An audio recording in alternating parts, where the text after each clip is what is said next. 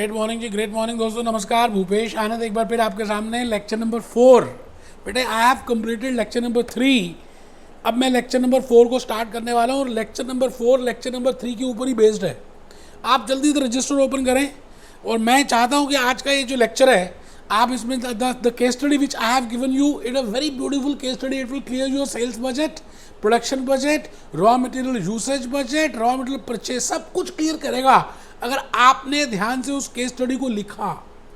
आइए let start. Great, good morning. Lecture number 4 बेटे, आज ये लेक्चर नंबर 4 हम स्टार्ट कर रहे हैं and I am on to concept number 4, that is functional budgets, that is operational budgets. I have already done sales budget as function number 1, production budget as function number 2। आज कुछ एक दो नए budgets की बात करेंगे which are related with production budget. Lecture number 4 में मैं एक बार भूपेश आनंद दोबारा से उन्हीं कंसेप्ट्स में आ गया। बेटे मैंने बजटरी को 20 कंसेप्ट्स, 19-20 कंसेप्ट्स में डिवाइड किया। I think we have already discuss first concept, दूसरा कंसेप्ट भी मैंने डिस्कस कर दिया। बजट है क्या, बजटिंग क्या है, बजटरी कंट्रोल क्या है, मैंने ये बातें बताई। What are the advantages of budget, what is the meaning of budget period, and then I started with these operational budgets. And मैंने आपको बताया what I mean by master budget, and master budget is a part of operational budget and it has two parts, financial budget। operational का मतलब है आपको operations calculate करनी है, budgeted income calculate करनी है, and budgeted income can be calculated with the help of budgeted sales minus budgeted cost, and all these are functions। तो last lecture में मैंने बेटा आपको सेल्स और प्रोडक्शन बजट की बातें बताई थी। आज का ये जो लेक्चर है ना, हाँ जी अभी का, एक तो ये मैंने बताना है आपको, आई will be telling you today कि भाई मटेरियल यूसेज बजट कैसे बनाते हैं, एंड सेकंड इज आज ही के लेक्चर में मैं भूपेश आनंद आज आपको मटेरियल परचेज बजट भी बताने वाला हूँ, because they are all inter related.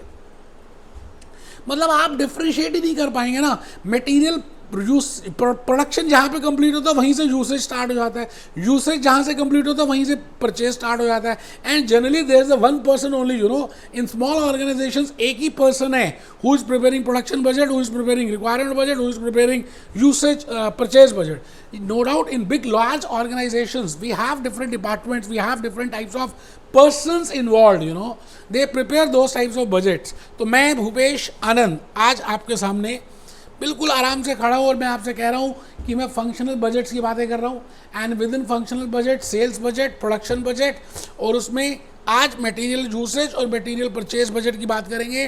बेटे एक बार ये चित्र देखिए, मैंने बड़े प्यार से बनाया है इसको। पहला जो ऊपर वाला मटका है वो बेटे सेल्स बजट का मटका है, सेल्स बजट, सेल्स बजट। अच्छा, सेल्स बनेगा तो ही प्रोडक्शन कैलकुलेट कर सकते हैं आप, because production will be taken into account. Production बनाने से पहले आप चेक करेंगे what is the desired level of finish goods, what is the opening stock of finish goods, because sales अलग बात है, उसको प्रोड्यूस करना एक अलग बात है। तो प्रोड्यूस करने के लिए आपको desired level of closing stock पता होना चाहिए। Similarly you should be aware of the opening stock. तो मैंने कहा सेल्स पहला स्टेप हुआ, प्रोडक्शन दूसरा स्टेप हुआ, और बेटे आज प्रोडक्शन के बाद मैं 4 बजट्स कह रहा हूँ रिलेट कर रहे हैं, but no doubt I today in today's lecture I will be discussing only 2 budgets. One is material usage budget and second is material purchase budget. जैसे नेक्स्ट लेक्चर में मैं आपको लेबर बजट और फैक्ट्री ओवरहेड बजट बताऊंगा। चारों के चारों budgets production budget के बाद ही बनते हैं। इसका मतलब सबसे पहले आपका सेल्स बजट बनेगा, उसके बाद प्रोडक्शन बजट बनेगा, और प्रोडक्शन बजट के बाद हम बनाएंगे मटेरियल यूसेज बजट या रिक्वायरमेंट बजट, फिर मटेरियल परचेज बजट, फिर लेबर बजट, और फिर फैक्ट्री ओवरहेड बजट। बेटे 4 बजट्स हैं। आप एक बात मैं बताऊं, आप ना एक्चुअली में लिख कम रहे हो, आपको लगता है आपको सब समझ आ रहा है। बेटे आप बेवकूफ़ हो, आपको लिखना चाहिए, you have to write it down. Functional budget 3 आ गया यार, कैसी बातें कर रहे हो। Concept number 4 functional budget number 3 material requirement budget और मटेरियल यूसेज बजट। तो देखिए मैंने क्या लिखा, material direct material usage budget और डायरेक्ट मटेरियल रिक्वायरमेंट बजट और खाली डायरेक्ट मटेरियल बजट, कुछ भी यार। दिस बजट, दिस का मतलब मटेरियल रिक्वायरमेंट। मैंने कहा ना कि आपको पिज़्ज़ा 10 बनाने हैं, क्योंकि आपके दो, मतलब अज्यूम करते हैं आपके घर में पार्टी है और आपको 10 पिज़्ज़ास बनाने हैं, तो सवाल ये आता है उसके लिए वी रिक्वायर 10 पिज़्ज़ा ब्रेड्स। तो this is the requirement. We require capsicum, we require paneer, we require tomato, we require this much, we require cheese, we require butter. बेटे वी रिक्वायर, हमें वो सभी चीज़ें चाहिए जो उस पिज़्ज़ा को बनाने के लिए लेनी है, रिक्वायरमेंट है। अभी खरीदेंगे या नहीं खरीदेंगे, that is a different aspect. The first point is इतने प्रोड्यूस करने हैं तो हमें ये चाहिए, इतने छोले भटूरे बनाने हैं तो इतना मैदा चाहिए, इतने चने चाहिए, इतना प्याज चाहिए, इतने अचार चाहिए, इतनी हरी मिर्च चाहिए, इतनी चटनी चाहिए, इतना नींबू चाहिए। It means I firstly want to find out that how much is the requirement. Requirement क्या है, खरीदना या ना खरीदना नेक्स्ट स्टेप है। Step number 1 sales budget, step number 2 production budget, step number 3 material requirement budget, material usage budget, and step number 4 is material purchase budget. मैं अभी third step में हूं। उठो बेटे, आप सो रहे हो, अभी तो क्लास शुरू हुई है यार। रजिस्टर करो, थप्पड़ मारूं खींच के। फर्स्ट पॉइंट लिखो, ऊपर हेडिंग लिखो, functional budget number 3, direct material usage budget. Direct material requirement budget कह दें, यूसेज बजट कह दें, मटेरियल बजट कह दें, कुछ भी कह दें। A point, this budget determines,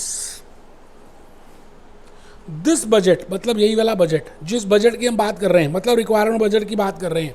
determines the required unit and amount, मतलब कितना मटेरियल चाहिए, किस क्वालिटी का चाहिए, किस रेट का चाहिए, कहां से, all that information will be given in material requirement budget. बेटे इसमें हम एक बिल ऑफ मटेरियल बनाते हैं, उसमें लिखते हैं कि मटेरियल कौन सी क्वालिटी का चाहिए, कब चाहिए, प्रोडक्शन के शेड्यूल्स क्या हैं, है ना, कौन से प्रोसेस में कहाँ पे प्रोड्यूस होगा, ये सारी बातों का जुमावड़ा, you know, all this information which is being given, you know, that type of budget is named as material usage budget. तो आप दोबारा से लिख रहे हैं, this budget determines the required unit and amount of raw material. अब देखिए एक बात समझना, रॉ मटेरियल एक अलग बात है, फिनिश गुड्स अलग बात है।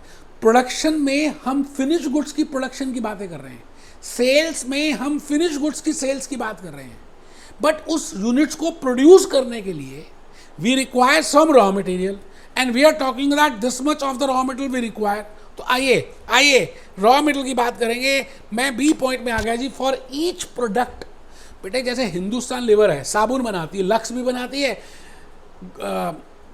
बड़े सारे साबुन बनाते, soap they are preparing it, Dettol बनाती है, ये बनाती है। It means for each material, for each product they require that how much material is required. तो ये लिखेंगे, for each product the entity has a bill of material, for each product the entity has a bill of material which specifies which and how much material to be used in manufacturing the product।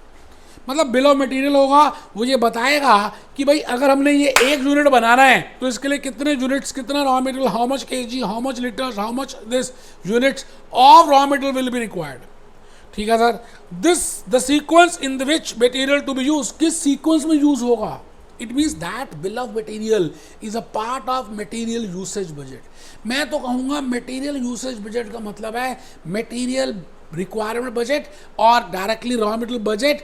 उसमें एक सबसे important document होता है bill of materials, which tells me that how many units will be required, which quality of units will be required, which is the sequence in which I have to issue it, which is the process which will be completing it, scheduling क्या है। बेटे इन सभी बातों की information का नाम है material usage budget. तो लिखेंगे which department will produce this. एक बच्चा नहीं लिख रहा था, मैंने कहा दोबारा बोल देता हूँ, भैया शर्म आ जाएगी, क्या बताओ उसको। For each product, the entity has a bill of material which specifies which and how much material to be used in the manufacturing the product, the sequence in which material to be used, and which department will complete this process। तो I think आपको functional budget 3 requirement में ज़्यादा कुछ था नहीं। अभी मैं case study बताऊंगा, आपको लॉजिकली बातें क्लियर हो जाएंगी। बेटे घबराना नहीं है, टेंशन नहीं है, आप रजिस्टर अपने सामने रखें, कैलकुलेटर बाहर निकाल लें। I am on to functional budget number 4। This is lecture number 4 and I am on to material purchase budget. अब मुझे पता चल गया इतने पिज़्ज़ा बनाने हैं, इसके लिए इतना पिज़्ज़ा बेस चाहिए। अब मैं चेक करूंगा कि घर में पहले से ही कुछ पिज़्ज़ा बेस पड़े तो नहीं हुए, क्योंकि पिछले लास्ट वीक में भी हमने कुछ पिज़्ज़ा बनाए थे, तो क्या पता कुछ पिज़्ज़ा बेस पड़ा हो, क्या पता कुछ चीज़ पड़ा हो। तो बेटे उसको देखने के बाद ही I will see that how many units to be purchased. इसका मतलब परचेज रिक्वायरमेंट से ज़्यादा भी हो सकता है और परचेज रिक्वायरमेंट से कम भी हो सकता है। एक बच्चा कहता है ज़्यादा कैसे? बेटे sometimes there is a requirement कि आपको लग रहा है कि desired level of raw material ज़्यादा रखना है आपको, due to so many reasons. आपको ऐसा लग रहा है कि मटेरियल की क्वांटिटी आपके पास हमेशा इतनी होनी चाहिए, this should be the balance in your stores. So for that reason, और you think that the material is in short supply, अभी मिल रहा है पता नहीं फिर कब मिलेगा, तो अभी ला के रख लेते हैं। It means the point is, I want to say you that purchase budget, the amount of units to be purchased can be more than required or can be less than required। जैसे मैंने कहा था production sale से ज़्यादा भी हो सकती है, सेल से कम भी हो सकती है, क्योंकि अगर desired level of finish good stock आपके पास ज़्यादा है तो आपको ज़्यादा प्रोड्यूस करना पड़ेगा। इसी तरह से परचेजेज रिक्वायरमेंट से ज़्यादा भी हो सकती है, परचेजेज रिक्वायरमेंट से कम भी हो सकती है। तो आप लिखें जी direct material purchase budget, functional budget number 4, functional budget number 4, direct material purchase budget. This budget कौन सा? यही वाला जो डिस्कस कर रहे हैं, मतलब material purchase budget. This budget determines how much direct material must be purchased.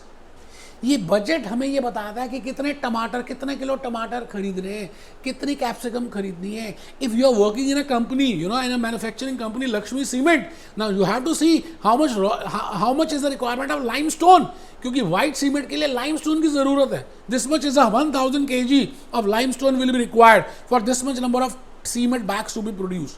Now we will see that whether we have already limestone in my stores or whether it is not there, or how much will be the desired level of raw material stock.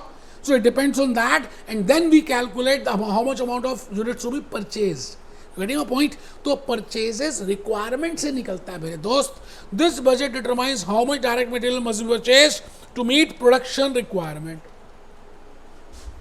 आराम से, कोई जल्दी नहीं है यार। मैं अभी एक केस स्टडी कराऊंगा आपको, लॉजिकली पानी और दूध हो जाएगा। बेटे जब तक हम इसको प्रैक्टिकल टच नहीं देंगे, all these are practical topics.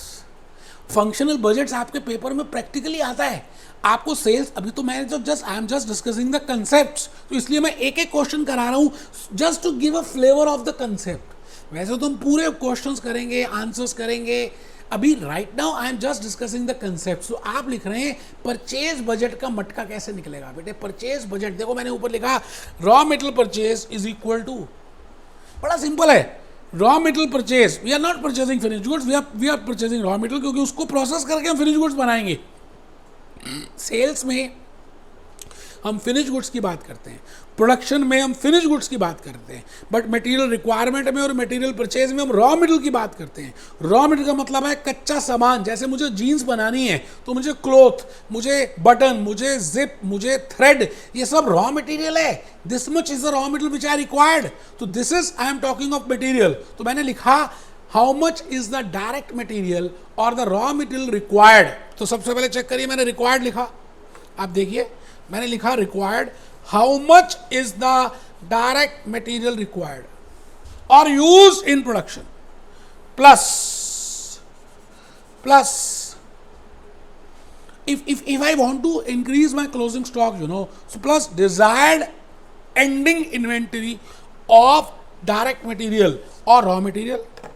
मैं जान के रॉ मटेरियल डायरेक्ट मटेरियल चीख के बोल रहा हूं कि आपको समझ आए कि फिनिश गुड्स अलग चीज है, मटेरियल अलग चीज है। आपको उठाना चाहता हूं, आप सो रहे हैं, बेवकूफ है, थप्पड़ मारूंगा।